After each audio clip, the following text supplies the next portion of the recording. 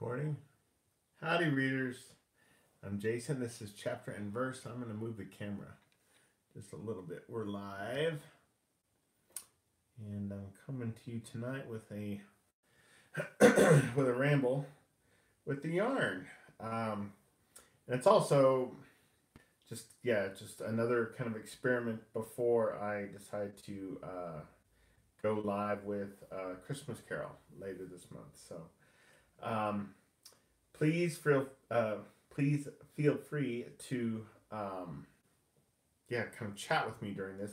I probably won't be looking at your comments while we're chatting, but after the fact, once this is archived, I will if you had questions, I will kind of treat those as regular comments, and we'll respond to them in time. But anyway, I hope all of you are doing well, and I just had a few things that I wanted to kind of chat with you about. So the first thing, so it's the library bag sale that I went to over the weekend. And I had, as you saw, a really terrific book haul. You guys only saw a third of it. And the reason for that is that the other 22 books, or 20 or so books, that I picked up at that bag sale, Kelly and I are going to be getting rid of via giveaways on our channels for the most part. And I'm not quite sure how we're going to do that yet, but suffice to say they are really good books. I only picked up really terrific stuff.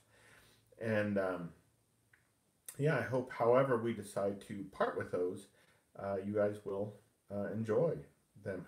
Whomever among you wins them or is given them, I hope you will like them. But so library bag sales or library used book sales, in general, are pretty fascinating things. So when we first moved to Casper, and I first found out about these library bag sales, so I went to one. Yeah, I missed a thread there.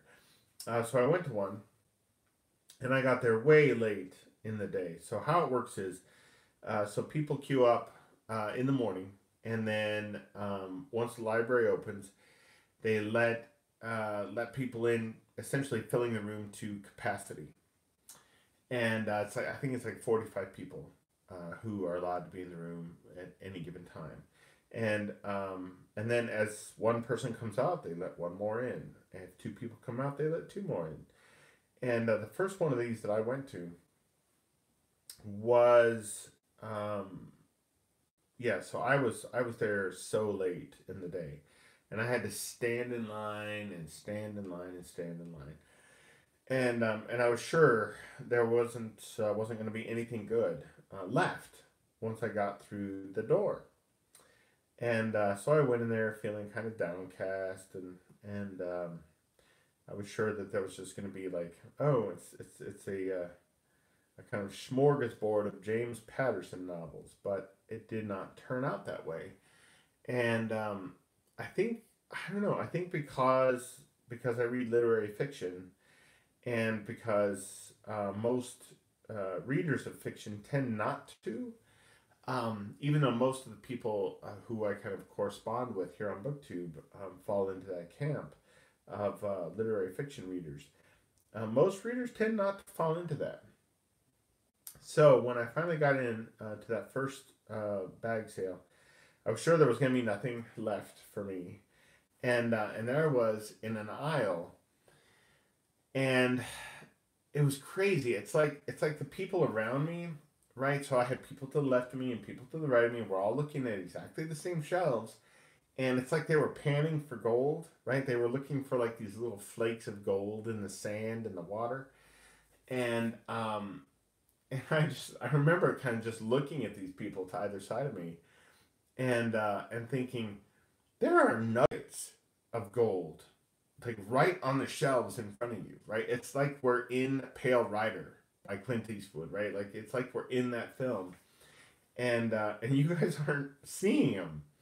So I was like, all right, well, in the past, I tend not to have worried about that. Like after that first that first experience, I no longer worried about being late in the day because, the Jane Smiley and the Marilyn Robinson and the Michael Cunningham and the Cormac McCarthy, all of these things, for whatever reason, people were just passing over. And, uh, and so I didn't worry about missing out on the stuff that I wanted. And, but this time I wanted to get in there early, just so I could kind of just stay in there and really take my time and yeah, find everything that I wanted. And so as a result, I was able to shop sections that I don't even usually look at when I go in. So I looked at, I looked at history and I looked at religion and I looked at science and I went over and looked at kind of Western Americana and Wyoming, and I was really glad that I did because it was there that I found some of the books that are waiting in the wings to be given to some of you. I found James Galvin, and I found Gretel Ehrlich, and I found Louise Erdrich, who is not a Wyoming writer, but she was there as kind of Western Americana. And it never ceases to amaze me that a person's kind of region can dictate where their books are shelved in a sale like that. Louise Erdrich should be shelved in fiction and literature in a sale like that. She just should, but she wasn't. And so as a result, yeah, I mean, there were all these copies of Love Medicine, and so that was very exciting. It was super exciting for me to find these things. But yeah, I wanted to share with you guys a story. So the very first time I did one of these book sales, it was in Cheyenne, and at the library in Cheyenne, and they needed volunteers to help set up the book sale, and so I volunteered, and then once the book sale was all set up, it was held in two rooms off of the circulation floor, and once it was all set up, there was pizza for us, and and you weren't supposed to kind of be allowed back in the rooms or anything like that. It was the sale was set and it was going to commence the next morning. Well, I was out there eating my pizza, and I broke the rules and I kind of snuck back into the main fiction room where the sale was going to be held. And I was very fast. I've become very good at this over the years, just scanning shelves, looking for titles, looking not just for titles, but even like certain publishers have certain spines, right? So Penguin has the black spine. They used to have a kind of toothpaste blue spine, or once upon a time they had a black spine with a particular kind of white lettering. And vintage books that are published by Vintage and paperback have a particular kind of spine and font. And anyway, so I'm really good at looking for specifics like that.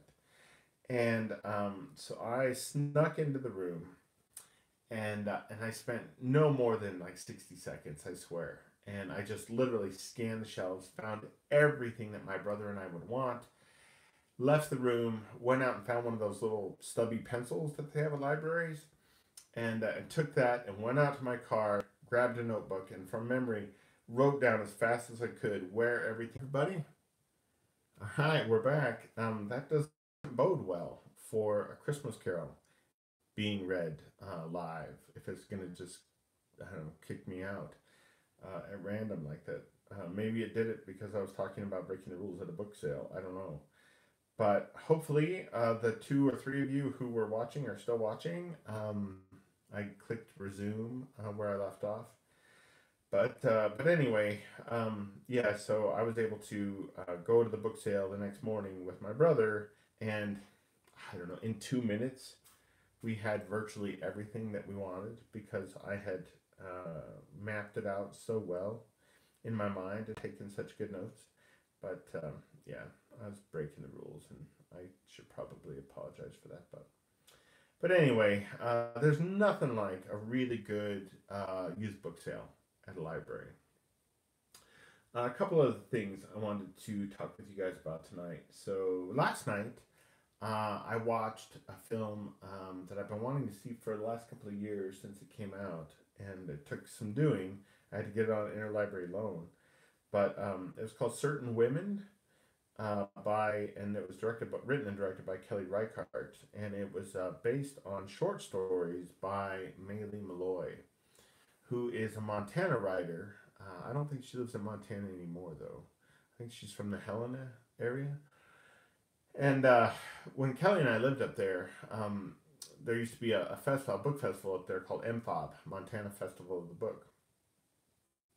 And there was one night where we were both working the event, and Maylee Malloy was one of the featured writers that night. She was going to be reading from her work and speaking, et cetera, et cetera. And I think I met her beforehand, and she was very, very nice.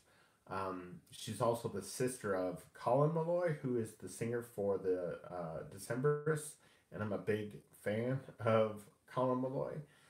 Even though I haven't read his fiction, he writes, I think, fantasy novels for young adult readers. But anyhow, I met Maylee Malloy, and she was super nice, just incredibly nice. And then Kelly and I went in and listened to her read, and I was deeply unimpressed with the short story that she read. And I don't know if it was the story itself or the way in which she read it. Like I feel like students in creative writing programs, and I have more experience of this with poetry than with prose, but I feel like students in MFA programs um, learn a way of reading. All right, they maybe learn is not the right word. They acquire a way of reading that where they all sound the same. Like the beats are the same, and there was just something about her reading that just annoyed the hell out of me. And again, I don't know. At the time, I thought it was the story itself, which is true as well, right? So short stories that come out of these MFA programs oftentimes tend to have the same kind of features and the same beats and the same turns of plot, and which is just irritating. Um, but anyway, yeah. So I was unimpressed with what I heard that night, and but when I saw that a film had been made about her short stories or from her short stories, I was intrigued because I lived in Montana for a number of years. Kelly and I lived up there. But even apart from that, I mean, Wyoming borders Montana. And so I've essentially lived my whole life in the American West. And in areas that don't feel rural to me, but would likely feel rural to the rest of you watching, or most of the rest of you. And so I was intrigued to see what a film would look like that was about the lives of these contemporary women in the American West, and and I was really really impressed with it. Kelly watched some of it with me, and it was fine for her to kind of just watch the second half because it tells very distinct stories, and so it wasn't like a continuous plot all the way through the film.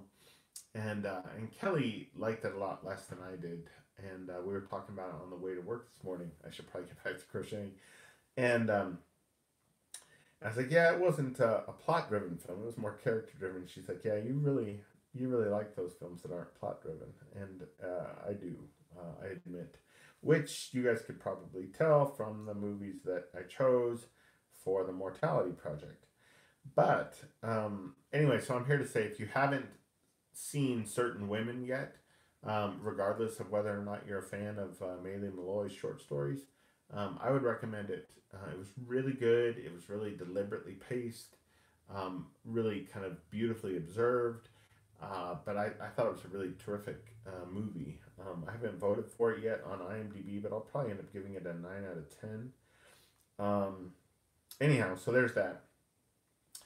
And then just a couple other things. I don't know how many of you are on Facebook, but if you're on Facebook and you're not following the Wandering Wise Men, and actually there's no definite article there. It's just Wandering Wise Men on Facebook. You need to be. Wandering Wise Men on Facebook is one of the things that I love most about the Christmas season. So check it out. I looked last night. They're not on Twitter, so I think they're just on Facebook. So that's where you got to find them. But then I just wanted to let you guys know as well that I did a major library reorganization yesterday. I probably spent 2 or 3 hours working on it. And because we acquired books at the bag sale on Saturday, and we've also bought more books this year. I've bought more books this year than we had anticipated. Plus, Kelly and I both have books that we're giving each other for Christmas, so we needed to make room because all of our shelves were full. So on Saturday, we pulled probably 2 dozen books, I would say, that we're going to go ahead and part with, get rid of, and so that we can make room. And so then yesterday, I moved kind of everything down, and I took all of our general nonfiction that doesn't kind of exist in its own category. So biographies are their own thing.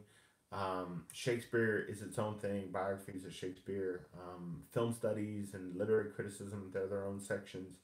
But everything else, right? So nature writing, travel writing, food writing, memoirs, all of this stuff. I decided to kind of just mix all together and then alphabetize it. So one of our bookshelves, one of our bookcases looks completely different from what it did just a few days ago. And that was a lot of fun. Blue, our cat, decided to help me at one point, and he came in the room and was just kind of all over me and meowing and jumped up on the empty shelves while I was working, and so that was very cute.